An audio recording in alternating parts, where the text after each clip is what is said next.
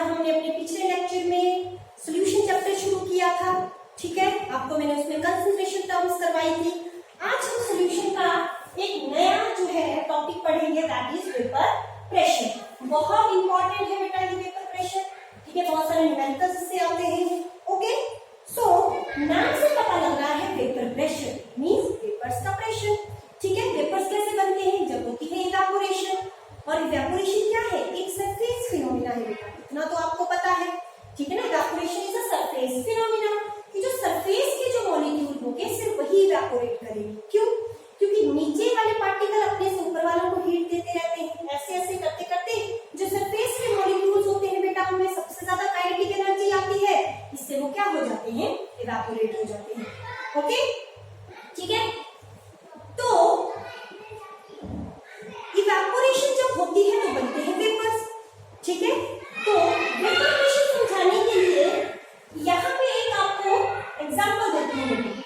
हमने एक कंटेनर लिया है, याद रखना बेटा, जब भी हमें वेपर प्रेशर कैलकुलेट करना है तो कंटेनर क्लोज होना चाहिए, ठीक है। इवेपोरेशन तो ओपन में भी हो सकती है ना, लेकिन मान लो हम सारे के सारे वेपर्स बन के उड़ ही जाएंगे तो हम वेपर्स का प्रेशर कैसे कैलकुलेट करेंगे, ठीक है। तो कंटेनर कैसा लेना है? क्लोज लेना है।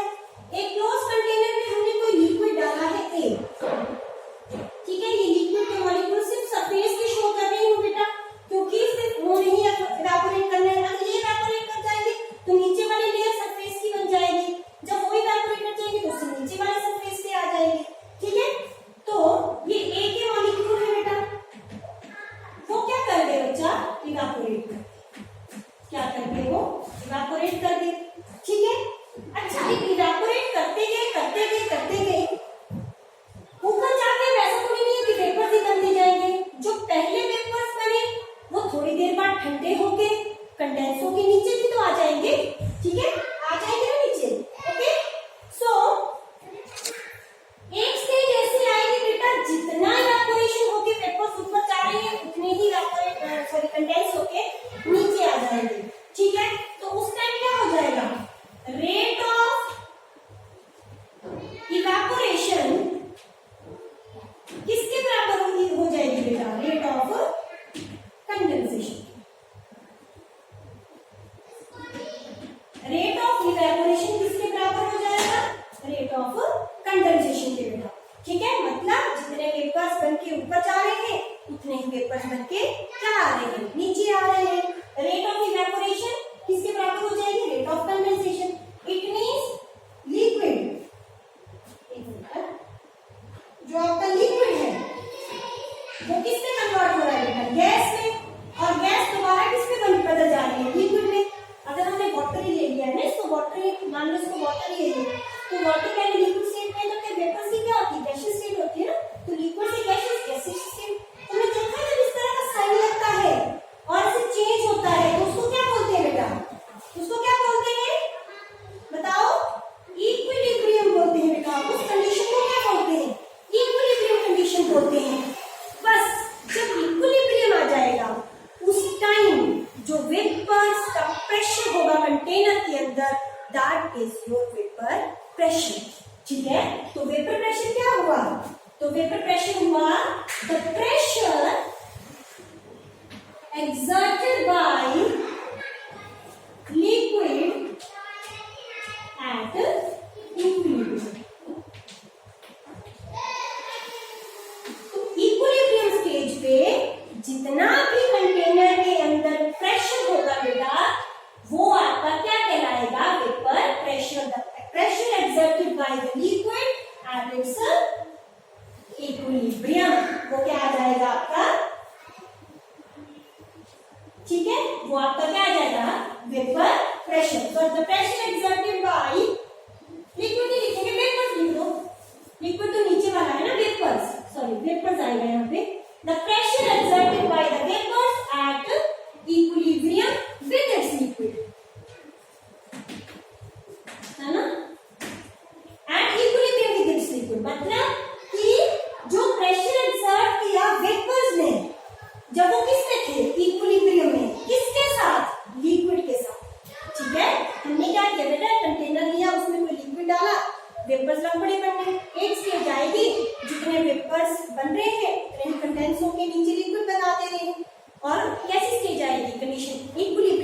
आ जाएगी। उस इक्विलिब्रियम में जब हम कैलकुलेट करेंगे बेटा, तो जितना प्रेशर जो है वेपर्स बना रहे हैं वो क्या आ जाएगा, आपका वेपर प्रेशर आ जाएगा। ऐसा नहीं है कि जैसे ऑन किया वेपर बनना शुरू हो गया, प्रेशर ले लिया, नो। जब रेट ऑफ इवेपोरेशन और रेट ऑफ कंडेंसेशन एक बराबर होगा, तब जो प्रेशर एक्सर्ट कर रहा होगा वेपर, उसको बोलेंगे बेटा वेपर प्रेशर। ओके, सो एक ये आ गया। तो वेपर प्रेशर बेटा कितने फैक्टर्स पे डिपेंड करता है। कुछ चीजें होती होंगी ना जिससे वेपर प्रेशर बढ़ेगा या कम होगा। तो वेपर प्रेशर बेटा is inversely proportional to force of attraction होता है। ये इसलिए सिखा रही हूँ क्योंकि आगे हमें इससे रिलेटेड थोड़ी सी चीजें पढ़नी है, तो इसीलिए ये बता रही हूँ मैं आपको। तो vapour pressure is inversely proportional to force of attraction. It means कि जब फोर्स ऑफ अट्रैक्शन ज्यादा होती है बेटा, तो वेपर क्या होते हैं, कम बनते हैं। जैसे ना वेपर्स कब बनेंगे, जैसे दो मॉलिक्यूल्स हैं, उनके बीच की फोर्स को तोड़ेंगे तभी तो वेपर बनेंगे। लिक्विड के बीच फोर्स को हम तोड़ेंगे, ठीक है, तभी तो वो क्या हो जाएंगे, वेपराइज हो जाएंगे। तो जितनी ज्यादा स्ट्रॉन्ग फोर्स होगी उतने ही कम क्या बनेंगे बेटा, वेपर्स बनेंगे। तो force of attraction is inversely proportional to vapour pressure. तो जितनी कम फोर्स ऑफ अट्रैक्शन होगी मॉलिक्यूल्स में, उतनी जल्दी वो क्या बन जाएंगे, वेपर्स। फिर जैसे कि हम क्या करते हैं, इथेनॉल का वेपर प्रेशर किससे ज्यादा होगा बेटा, वाटर से, क्योंकि वाटर में है हाइड्रोजन बॉन्डिंग।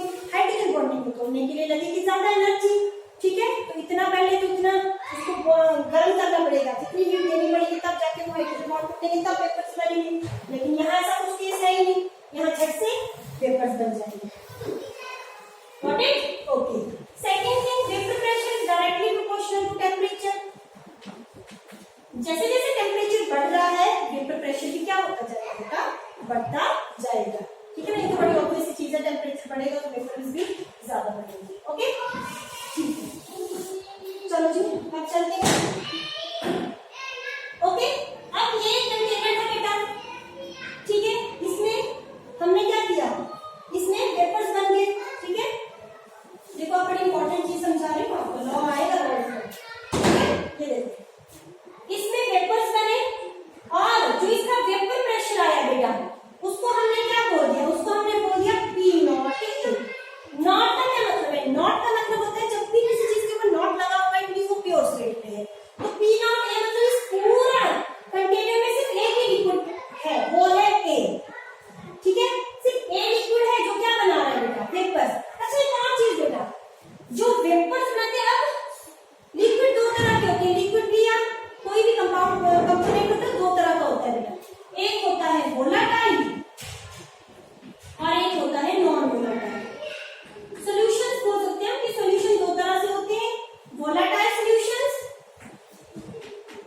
और नॉन वोलाटाइल सॉल्यूशंस।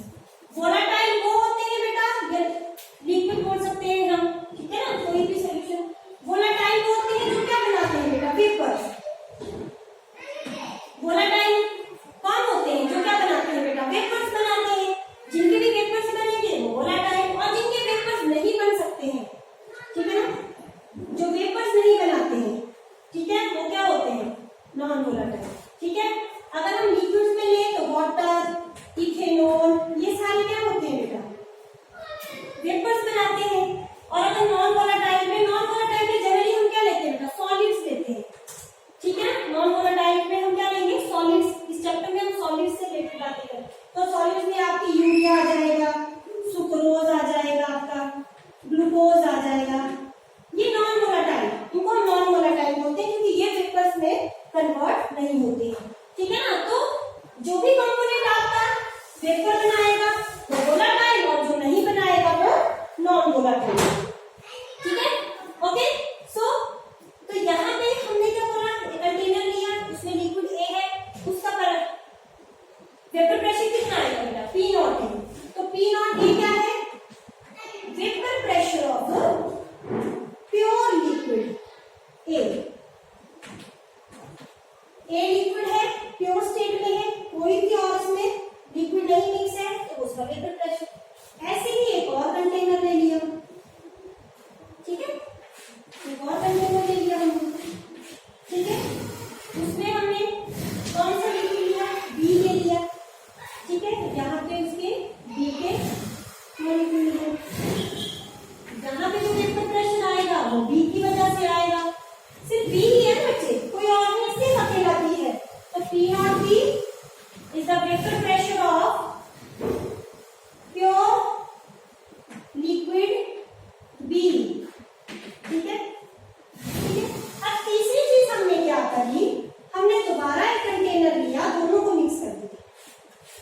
ए और बी को हमने क्या कर दिया, मिक्स कर दिया।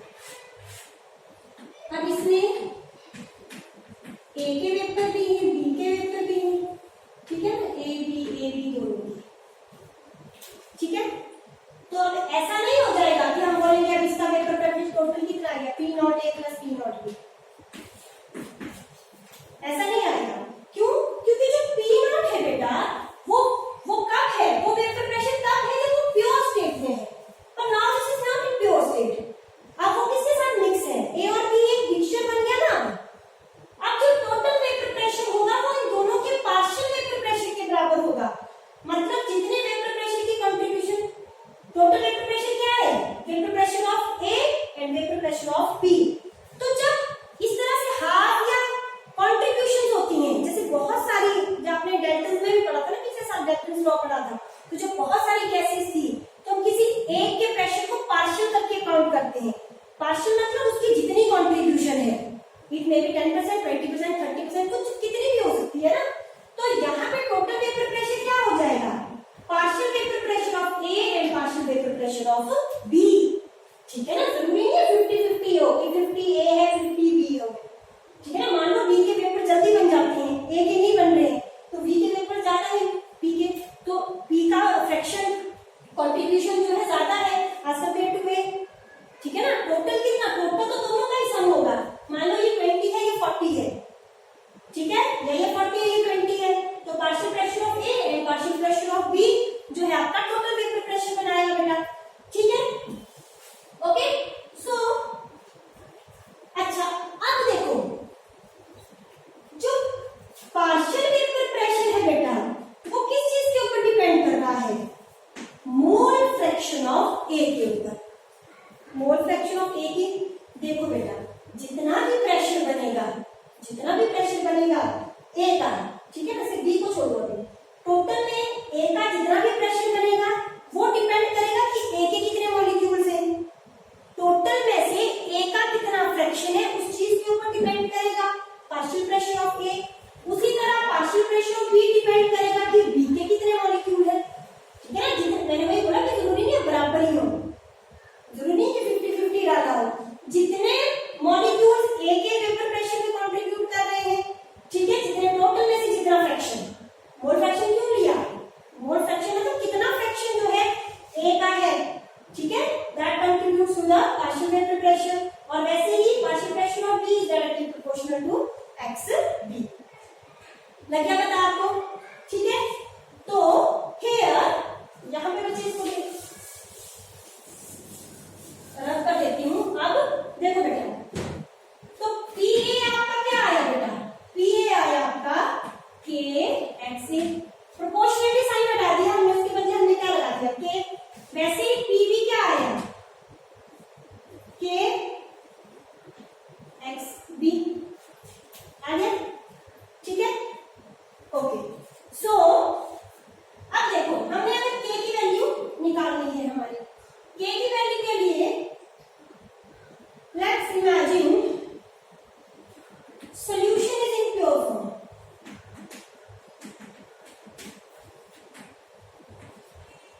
सॉल्यूशन आपका किसमें है, प्योर फॉर्म में है बेटा, प्योर फॉर्म में है तो सिर्फ पी ए ही है सॉल्यूशन में, बी है ही नहीं, बी है ही नहीं, और तो बी है ही नहीं तो टोटल वेक्टर प्रेशर पी ए को हम पी नॉट ए लिख सकते हैं ना। अब देखो पी टोटल क्या था, P A plus P B, अब पी बी तो है ही नहीं तो टोटल वेक्टर प्रेशर किसके बराबर होगा, पार्शियल प्रेशर ऑफ ए।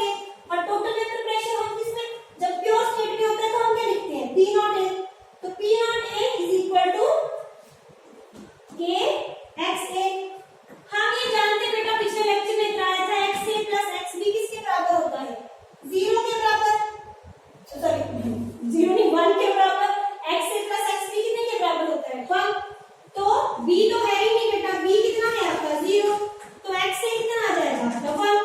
इसकी वैल्यू यहाँ डाल दो तो पी नॉट ए कितना आ जाएगा आपका के। तो के की वैल्यू क्या आ रही है आपकी, पी नॉट ए आ गई। अब इस वैल्यू को आप बेटा यहाँ डाल दो, इसको इक्वेशन 1 बोल दो, इक्वेशन 2 बोल दो, पुट द वैल्यू ऑफ के in equation 1, put the value of के इन इक्वेशन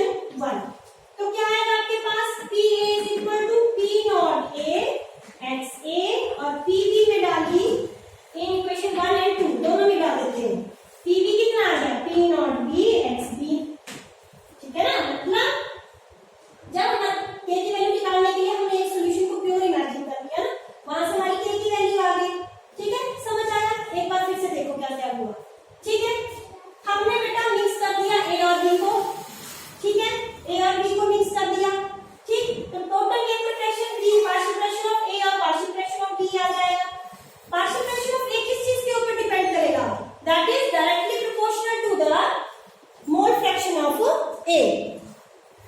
किसके बराबर आ रहा है? मोल फ्रैक्शन ऑफ ए के बराबर आ रहा है।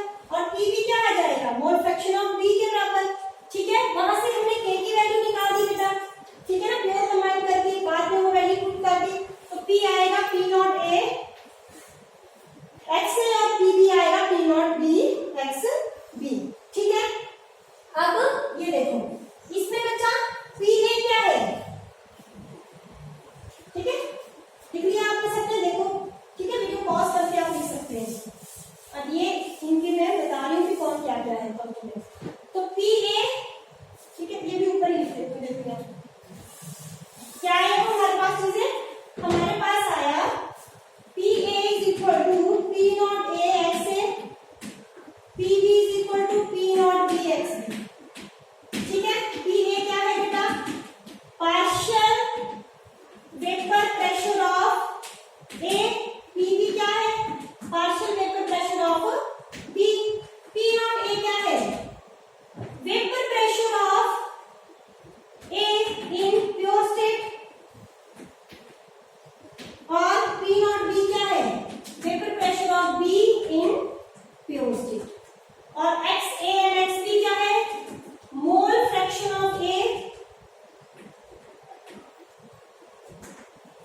एंड एक्स बी क्या है? Mole fraction of B, mole fraction of B. ठीक है, ये तो था बेटा जब हमारे पास दोनों ही लिक्विड्स क्या है? वोलेटाइल है। ठीक है, so this is the condition, यहां पे लिख दो, when both liquids are volatile. When both liquids are volatile. ठीक है, लेकिन अगर तो क्या है, हमारे पास एक लिक्विड क्या है बेटा? नॉन वोलेटाइल है, मतलब टोटल वेपर प्रेशर में पीबी का कोई, एक्सबी का कोई रोल ही नहीं है, बी का कोई रोल ही नहीं है। ठीक है, इट मींस मिक्स तो किए हैं हमने, ए और बी तो मिक्स करे हैं बेटा, लेकिन बी के वेपर बन ही नहीं रहे हैं। सिर्फ वेपर्स किसके बन रहे हैं? ए के वेपर्स बन रहे हैं। ठीक है, बी के वेपर्स बन ही नहीं रहे हैं। ठीक है, तो इट मीन जो वेपर प्रेशर आएगा वो किसका आएगा? वो सिर्फ ए का ही आएगा ना, बी का तो कुछ होगा नहीं। तो उस केस में पार्शियल प्रेशर ऑफ ए हमारे पास क्या था? P naught A X A. B तो है ही नहीं, तो पी ए को हम टोटल भी लिख सकते हैं। ए बोलो या टोटल, जो टोटल आएगा वो किसकी वजह से आएगा? ए की वजह से, क्योंकि बी तो दे ही रहा है अपनी कंट्रीब्यूशन को। तो टोटल पी टोटल भी कितना आएगा? P naught A X A. ठीक है, and this is your Raoult's law. This is your Raoult's law. Raoult's law, यहां से Raoult's law प्रूव होता है हमारा बेटा। क्यों? Raoult's law क्या होता है? एक्चुअली में Raoult's law क्या है? Raoult's law वो है मोल फ्रैक्शन वाला, ये क्या आपका Raoult's law। ठीक है, लेकिन मैंने पहले पूरा करवा दिया, उसके बाद अब Raoult's law की आपको डेफिनेशन लिखवाई, आप चाहे तो इसके साथ भी लिख सकते हैं। ठीक है, पर पहले मैंने नॉन वोलेटाइल तक करवा दिया, उसके बाद अब Raoult's law बोलिए। तो according to Raoult's law,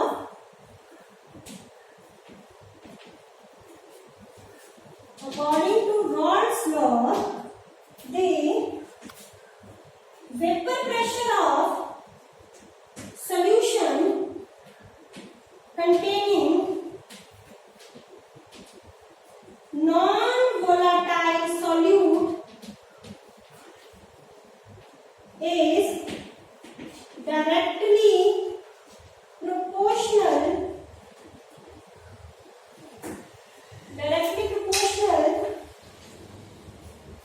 to its mole fraction। ये चीज को आप यहाँ पे लिख सकते हैं जब ये कराया था। ठीक है, जब आपको Raoult's law आएगा बेटा तो आपने पहले लॉ लिख देना है, उसके बाद इस तरह से डायग्राम बना के P A is directly proportional to X A, P B is directly proportional to X B, और उसके बाद ये सॉल्व कर लेनी है आपने सारी। ठीक है, तो Raoult's law क्या बोलता है कि vapour pressure of solution containing non volatile solute is directly proportional to its mole function. ठीक है, तो P total is equal to P naught A X, या पहले ऐसे लिखो P इज डायरेक्टली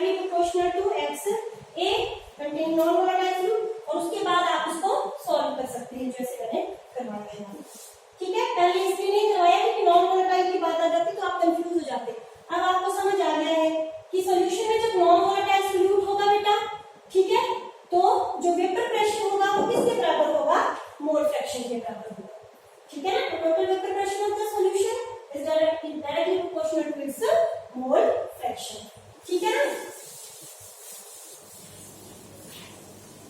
अच्छा, डाल्टन्स का लॉ आपको याद है ना पिछले साल का, कि बहुत सारी गैसेस नॉन रिएक्टिव गैसेस हो तो टोटल वेपर प्रेशर किसके बराबर होता है, partial vapour pressure of the all the gases. तो यहाँ पे भी अगर हम पी टोटल बोलेंगे ना, इन केस ऑफ नॉन, ऊपर वाले केस की बात कर रही हूँ मैं, जब दोनों ही वोलेटाइल है, ठीक है ना, जब both solute and solvent is solvents are, when both solute and solvent are volatile, जो पीछे लगाया था, तो पी टोटल क्या आ जाएगा आपके पास, P A plus P B, ठीक है ना, हम उसके नीचे लिख सकते हैं, तो P naught A X A plus P naught B X B, P total एक ये आ जाएगा। And when solute is non volatile, तो आपके पास पी टोटल कितना आ जाएगा, पी टोटल आएगा P naught A X A, ठीक है। दो कंडीशन, दो है आपके पास कंडीशन, एक वो है जब आपका क्या है टोटल वेपर प्रेशर,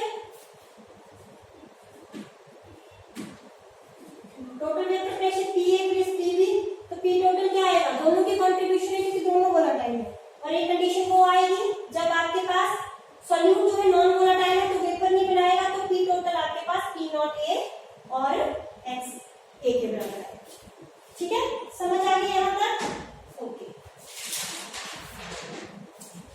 नेक्स्ट जो हम करेंगे वो है आपका ideal and non ideal solution, ठीक है।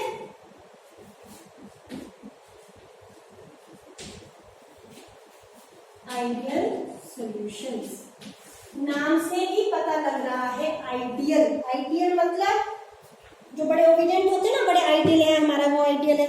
आइडियल क्या होते हैं, जो सारे रूल्स रेगुलेशन को फॉलो करते हैं। तो यहाँ पे रूल किसने बनाया है, रूल सिर्फ एक बंदे ने बनाया है, वो है रॉल्स।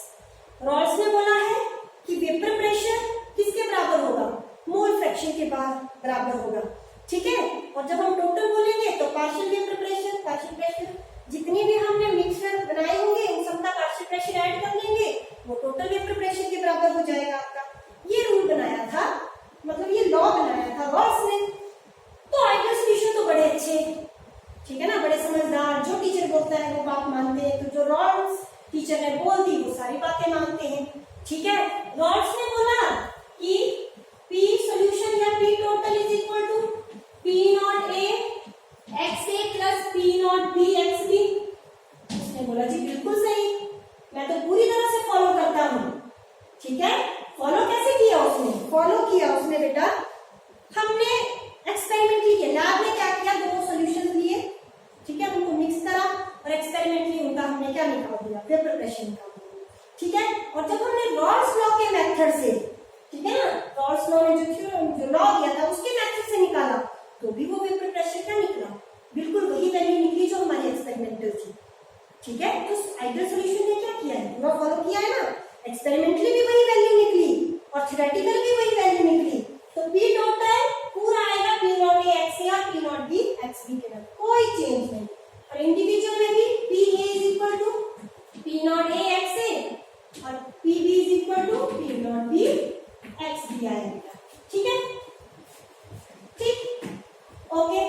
सेकंड थिंग, सेकंड उन्होंने क्या किया, उन्होंने बोला कि हम इतने अच्छे सॉल्यूशंस हैं, हम कोई भी मार लड़ाई झगड़ा कुछ नहीं करते हैं बेटा, जो पहले हम जैसे थे हम मिक्स होने के बाद भी वैसे रहते हैं, हमें कोई चेंज नहीं होता। तो जैसा वॉल्यूम हमारा पहला था मिक्सिंग के बाद भी वैसा ही वॉल्यूम रहता है, उसमें कोई चेंज नहीं होता है। तो बी मिक्सिंग कितनी होती है, 0। इट मींस जैसे ए है बी है, ठीक है, ए के बीच में जो फोर्स ऑफ अट्रैक्शन है वही बी के बीच में है। जब वो मिक्स होंगे बेटा तो कोई भी उनमें एसोसिएशन या डिसोसिएशन नहीं, जैसे ए और बी आपस में मिक्स किए ना, ऐसा नहीं कि दोनों बॉन्ड बनाने लग पड़े या आयंस बनाना शुरू कर दिए उन्होंने ना, कोई चेंज नहीं हो रहा, जैसे हम पहले थे वैसे ही हम बाद में हैं। तो हमारा वॉल्यूम नहीं चेंज होगा बिल्कुल भी जब हम क्या होंगे, मिक्स होंगे। बेटा आप खुद ही इमेजिन करो ना बेटा, ए का वेपर प्रेशर, बी का वेपर प्रेशर, जब उनको मिक्स किया, दोनों का वेपर प्रेशर ऐड करके हमने बोला टोटल वेपर प्रेशर है। लेकिन बाई चांस अगर मिक्सिंग की हमने और मिक्सिंग करते हुए उनके बीच अगर बाई चांस बॉन्ड बन गई तो वेपर प्रेशर वेरी निकल जाएगा, बॉन्डिंग हो गई तो हमें तो ज्यादा एनर्जी लगेगी, वेपर्स कम हो जाएंगे। या मान लो उनके बीच पहले बॉन्ड थे, बाद में वो पहले बड़े अच्छे से बॉन्डिंग थी, ए के बीच बॉन्ड था, बी के बीच बॉन्ड था, लेकिन जब मिक्स किया तो उनके बीच बॉन्डिंग कम हो गई, ठीक है, तो वेपर प्रेशर तो बढ़ जाएगा, तो चेंज आ जाएगा ना, वो वॉल्यूम में भी चेंज हो जाएगा। मान लो एसोसिएशन हो गई, डिसोसिएशन, जुड़ गए, वो दूर दूर थे, मिक्स किया, ए और बी दूर दूर थे, मिक्स कर दिया, दोनों आपस में जुड़ गए, वॉल्यूम कम हो जाएगा उनका। तो आइडियल सॉल्यूशन ने बोला हम ऐसा कुछ नहीं करते, ना हम जुड़ते हैं ना हम अलग होते हैं, हमें कोई चेंज नहीं आएगा। तीसरी चीज, delta H mix is equal to zero. इसका क्या मतलब है कि जब हमें मिक्स करा जाएगा बेटा तो हमें कोई भी एनर्जी चेंज नहीं होगा, ठीक है। जैसे क्या था, जैसे ए के वेपर्स बने ना बेटा, तो जब वेपर्स बनते हैं तो एनर्जी एब्जॉर्ब होती है, जैसे बी के वेपर बने एनर्जी एब्जॉर्ब हुई। जब ए बी को मिक्स किया बेटा तो एनर्जी रिलीज होती है, तो जितनी एनर्जी एब्जॉर्ब हुई उतनी ही एनर्जी क्या हो रही थी, रिलीज हो रही थी। ऐसा नहीं है कि एनर्जी एब्जॉर्ब ज्यादा हुई और रिलीज कम हो गई, या रिलीज ज्यादा हुई एब्जॉर्ब कम हो गई, तो एंथैल्पी चेंज भी जीरो था। जब उनको मिक्स किया हमने तो उनमें कोई भी चेंज नहीं आया उनकी एनर्जी में, एंथैल्पी में, ठीक है। Fourth point and most important point, जो ए और बी की इंटरेक्शन थी, that is exactly equal to the A interaction. It means A और B के बीच में जो फोर्स ऑफ अट्रैक्शन थी, मान लो फोर्स ऑफ अट्रैक्शन थी, बाद में जब वो मिक्स हो गए तब तो उनके बीच कोई ऐसा नहीं है कि बड़ा प्यार बढ़ गया और उनके बीच फोर्स ऑफ अट्रैक्शन बढ़ जाएगी, तो नहीं जी, जैसे पहले थे वैसे ही बाद में थे। अगर पहले कॉन्टर वॉल थी, अलग थे वो, तो जब मिक्स हो गए तो भी वही रही, कोई फोर्स ऑफ अट्रैक्शन ना तो बढ़ी ना तो कम हुई बेटा, ठीक है। तो वो कैसे सॉल्यूशंस है हमारे, तब वो कैसे सॉल्यूशंस बनते हैं हमारे, आइडियल सॉल्यूशंस बनते हैं, ठीक है। आइडियल कब नहीं होंगे, जैसे पहले क्या था, ए अलग से पड़ा था, बी अलग से पड़ा था, लेकिन जैसे मिक्स किया दोनों को इतना एक दूसरे के लिए अफेक्शन हो गया, दोनों ने बॉन्ड बनाना शुरू कर दिए। जो बॉन्ड बनाना शुरू कर दिए बेटा, ठीक है, सोचो इन दोनों के बीच बॉन्ड बनना शुरू हो गए, ठीक है, बॉन्ड बन गए, तो बॉन्ड बनने की वजह से फोर्स ऑफ अट्रैक्शन बढ़ गई, और फोर्स ऑफ अट्रैक्शन बढ़ गई तो क्या कम हो जाएगा, वेपर प्रेशर। तो वेपर प्रेशर कहाँ बराबर रहा, वेपर प्रेशर बदल भी गया, लेकिन आइडियल तो कौन होते हैं, जो बिल्कुल एग्जैक्ट वेपर प्रेशर। समझ आई आपको बात, ठीक है। तो आइडियल सॉल्यूशन क्या होते हैं, जो पूरा दे फॉलो रॉड्स लॉ। एक तो वो पूर at all conditions of temperature and pressure, सारे टेम्परेचर एंड प्रेशर के कंडीशन पे रॉड्स लॉ फॉलो करते हैं, जो रॉड बोलेगा हमने वही करना है, हमें कोई चेंज नहीं आएगा। वी मिक्सिंग बिल्कुल नहीं, जब हमने मिक्स करा तो हमारे वॉल्यूम में कोई चेंज नहीं आएगा, जब हमने मिक्स करा तो हमारी एनर्जी में भी कोई चेंज नहीं आएगा, जैसे पहले थी वैसी रहेगी।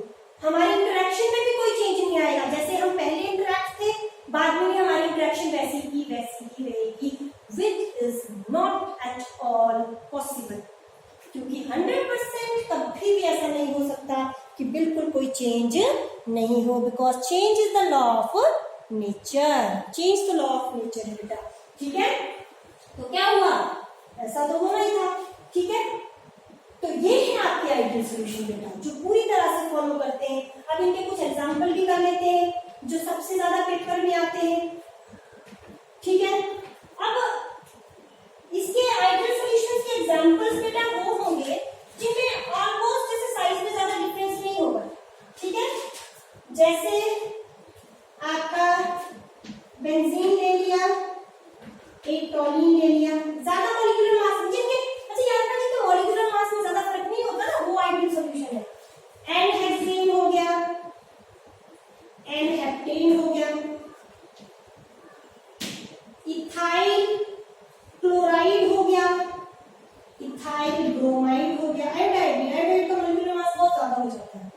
हाइड्रोमाइड हो गया।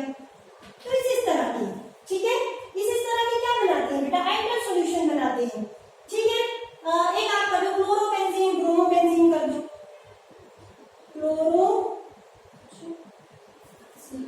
क्लोरोबेंजीन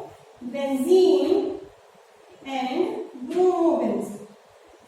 आई होप आपको विजिबल है बेटा, ठीक है, देखो दिख रहा है आपको, एक minute, yes it is absolutely visible.